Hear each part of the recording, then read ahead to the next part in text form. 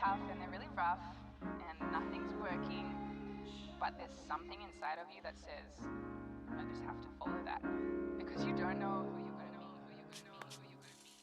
meet. Welcome to the Binge on Self-Love podcast. My name is Anna, but you can call me Anci, and thank you so much for tuning in. Binge on Self-Love podcast is about navigating binge eating disorder struggles, disordered eating, and negative body image. Although I share my personal experience with having a negative body image, eating disorders, and I do uncover bits of my personal story, this podcast is not as much about me as it is about you. Beautiful human beings who struggle, who fight, who grow, and who evolve every single day.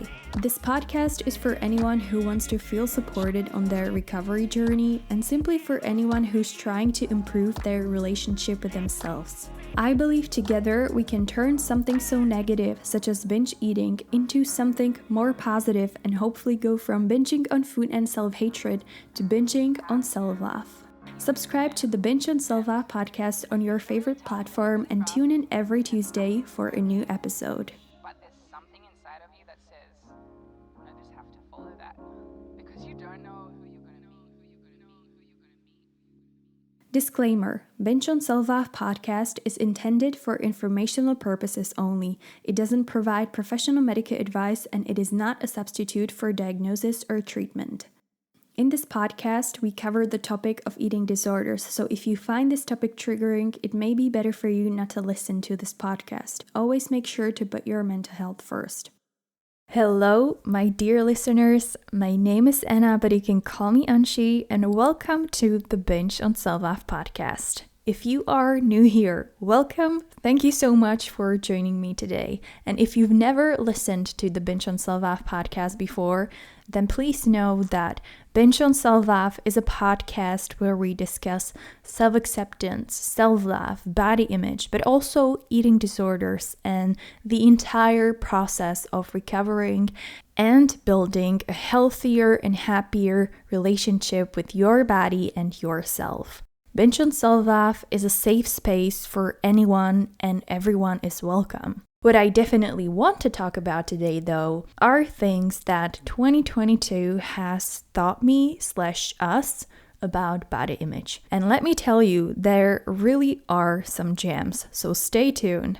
One thing before we dive in, if you enjoyed today's episode, make sure to subscribe to the Binge on Self-Love podcast on Spotify, Apple Podcasts, Google Podcasts, YouTube, or any other platform so you always know when a new episode comes out. Now, without further ado, let's get into today's episode. I wanted to start this episode by shaking my head at the fact that it's 2023 and how the hell did we even get here? But because I am releasing this episode at the beginning of February 2023, I'm a little late to the party, so I'm gonna skip that part and get right into the core of today's episode, which are things that 2022 has taught me and taught us about body image. My first thing on the list is that human bodies shouldn't be turned into a trend. It's the first thing on my list and probably the biggest thing that 2022 has taught us is that society and brands continue to use human bodies as something that either goes in or out of fashion.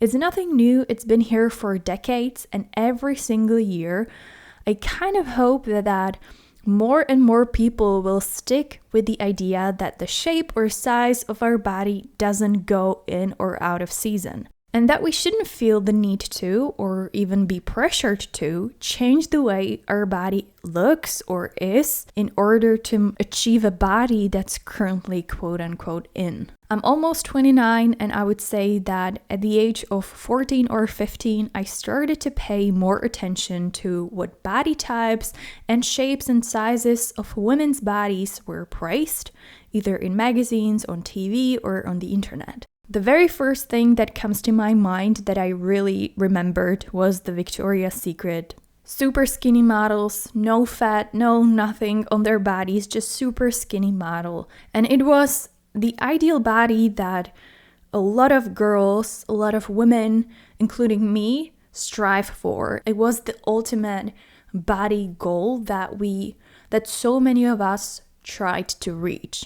Then with the rise of the Kardashians, Nicki Minaj, and many others, it was the hourglass body that was in shape. Somewhere in between, it was all about bikini fitness and having that very toned and muscular body. And at the end of 2022, it seemed again to be a lot about weight loss, celebrities and influencers and everyone losing weight, etc. Now, thinking about it from a different perspective, it is really sad and tiring to always feel that the way your body is just never enough. And that any moment you can find your body type to be on either side of the spectrum. Either it's socially praised and envied by millions of people, or it's being targeted by ads and brands and media giving you advice on how to change your body to make it more like the ideal body.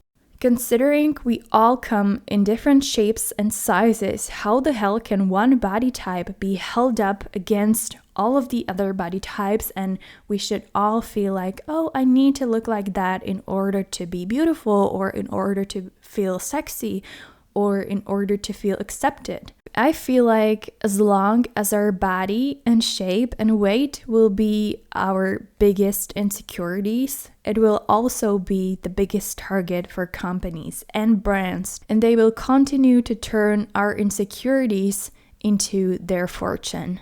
And what I think we should finally learn this year in 2023, and keep that in mind for the upcoming years, is that size or color or shape of human body is not, and it should not be, a fashion trend. Our bodies simply don't go in or out of season. We all have one, and we will have that body for the rest of our lives. And I'm going to repeat myself, but we truly do all come in different shapes and sizes, and there's nothing wrong with that. My second thing on the list that 2022 has taught me is that there will always be people telling you that you need to lose weight or you need to change your body in order to love yourself. I think a great amount of work has been done by social media platforms trying to ban certain harmful types of advertisement and promotional content.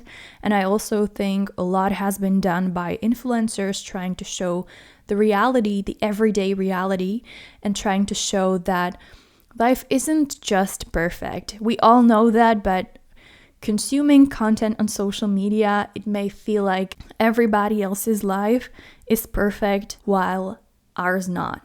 And I think a lot of people on social media are showing that life isn't perfect and that neither our bodies are perfect or our appearance isn't perfect, and that we all are going through a lot of things in our lives. And I love that. But there will always be people telling you you need to lose weight or you need to change your body in order to love it. And I think that's the biggest bullshit, because to me, the whole self-love and self-acceptance thing is that you are accepting yourself the way you are without the constant feeling of, I need to change this about myself. I need to improve this about myself. Yes, it's great to grow. It's great to want to improve yourself in so many different ways and so many different areas, but it shouldn't be stopping you from loving yourself, and it shouldn't be stopping you from accepting yourself. And it took me years to understand that, and I'm still working on it, because I've spent so many years waiting for the moment when I will be like, okay, so now I am beautiful, now I am skinny, now I have this body type, my hair look this way, my teeth are super white and shiny, and I'm super successful in my career, and I am popular, and I have so many friends, and I have all of these things, and now I can finally sit down and be like, okay, I love myself, I accept myself. Just saying that out loud, it sounds so stupid, but it's something I lived my life thinking I have to do in order to love myself and to accept myself. And it's such a bullshit. You don't need to change anything about yourself in order to love yourself. The only thing you should be changing is your negative approach towards yourself and towards your body, and trying to replace the negative thoughts that you have about yourself with neutral ones or even positive ones if you can.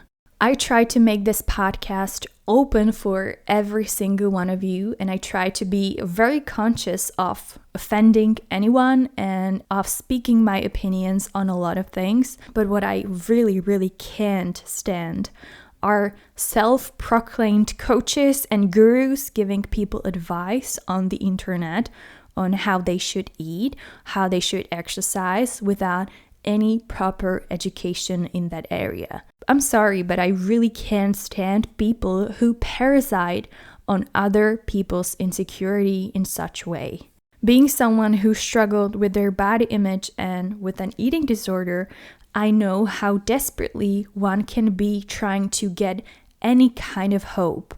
And a lot of people take advantage of being in such a miserable situation, promising you that their magical diet or their magical program is going to teach you how to love yourself while also losing 20 pounds in a matter of weeks. And to clarify, I have nothing against people helping other people in such areas, as long as they have a proper education in what they're preaching.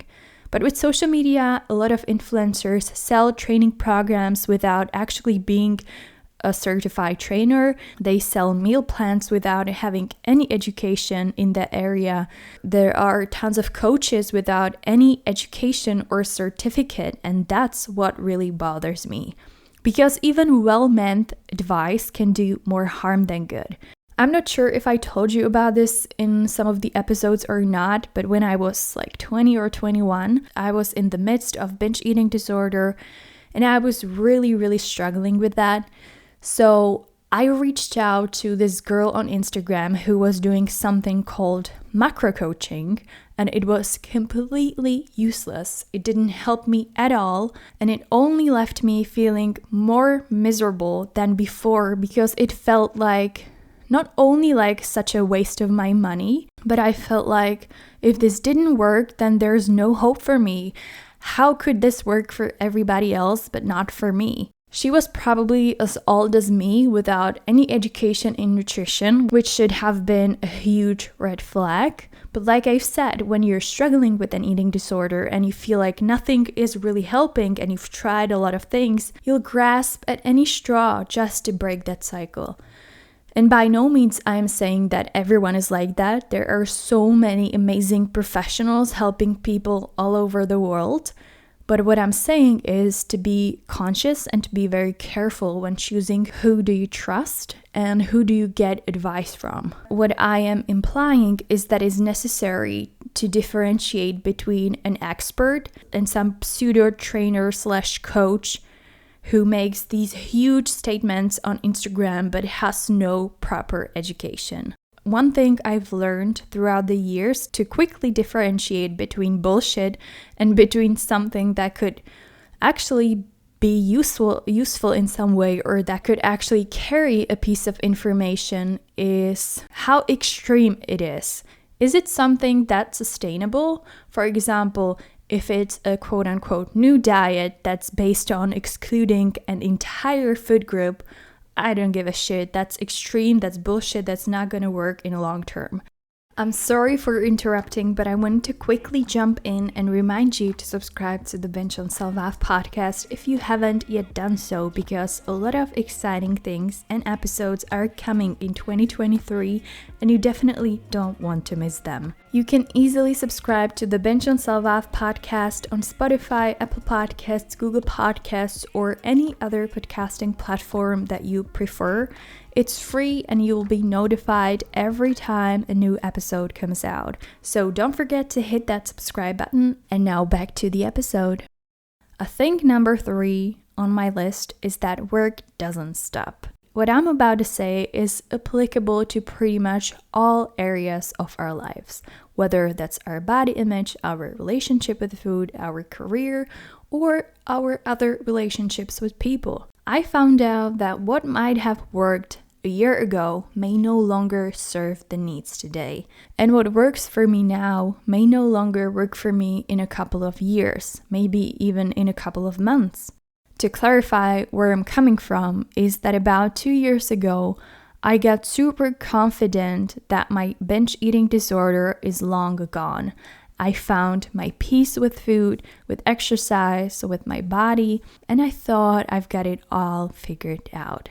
Little did I know that 2 years later, I'll be back at square one, binge eating, hating the way my body looks, and not treating it right. And at first, I felt really disappointed in myself for letting that happen again.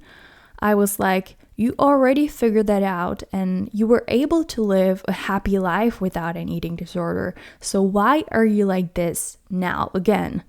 It turned out that things that were helping me in the past were no longer relevant. They weren't helping me now at all. They helped me while I was at a certain point in life dealing with certain situations, but since that, I've changed quite a lot, and now I needed to look at things from a different perspective and see what's actually going on and what can I do to help myself.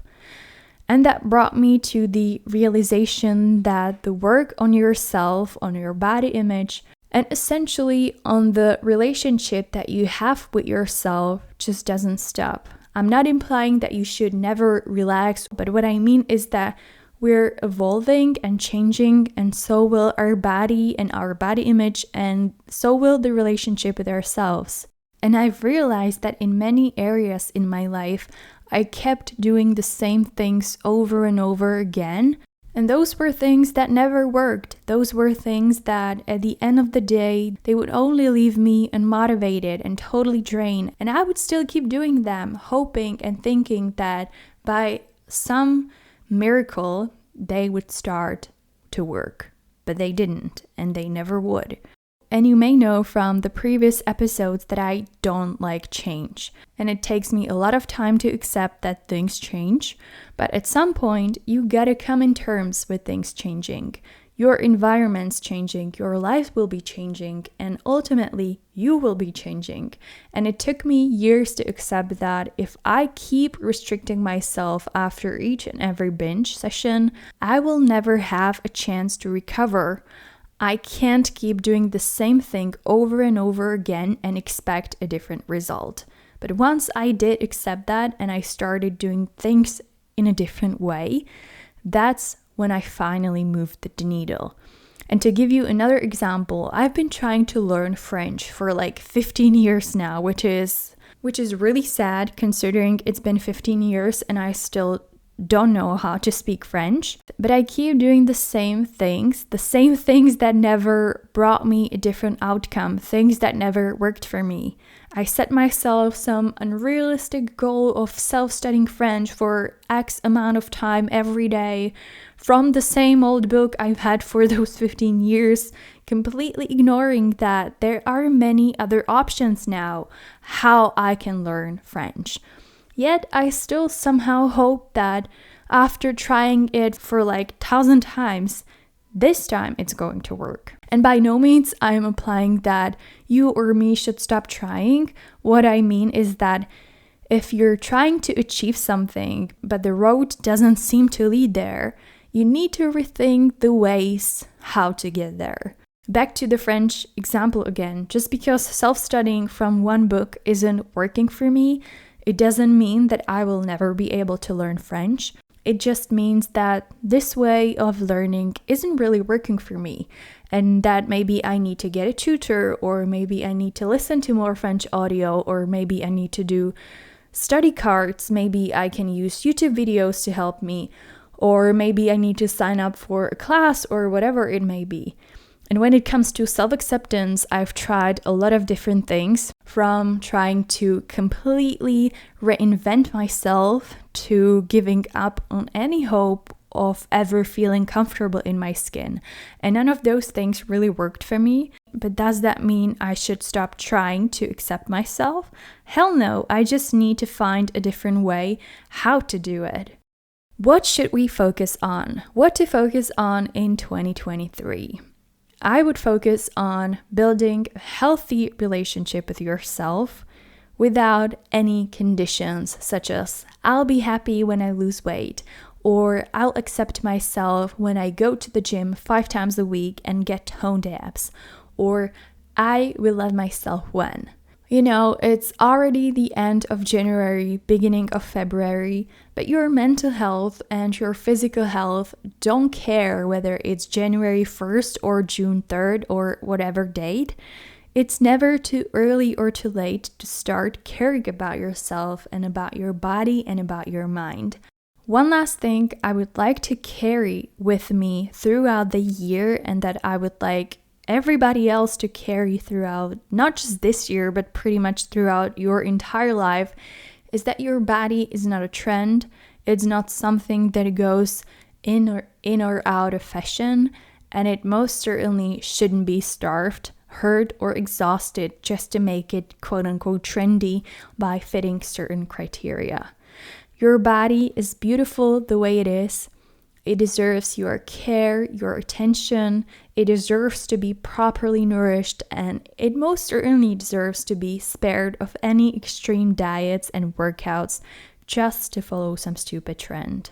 So that's all I have for you guys today. There's a brand new episode coming next Tuesday, so make sure to subscribe to the Binge on Self-Love podcast so you don't miss it. Thank you so much for tuning in. Have a great rest of the week and talk to you soon. Bye. You have to be your biggest fan. And when things are really tough and they're really rough and nothing's working, but there's something inside of you that says, I just have to follow that. Because you don't know who you're